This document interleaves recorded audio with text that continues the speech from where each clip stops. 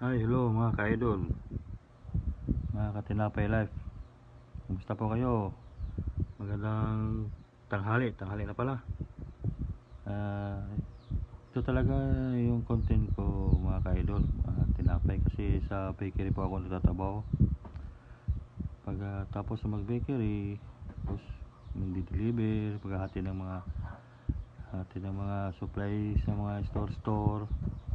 Ito talaga yung original content ko sa bakery, Tinapay Life. Minsan nasa labas kasi bibidyo yun, kukuha ng mga video, yung kinukontent din.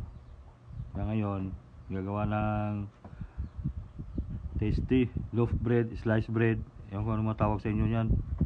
Yung sa amin tasty, bread pala, tasty bread. Yan mga katinapay, hiwa-hiwa lang po sa tinitimbang. Mali yung large na size 500 grams, yung small 250 grams. Yan po mga katinapay, mga ka-idol, magandang tanghali. At yan lang po muna. Please follow and share mga ka-idol. Have a nice day. Bye bye.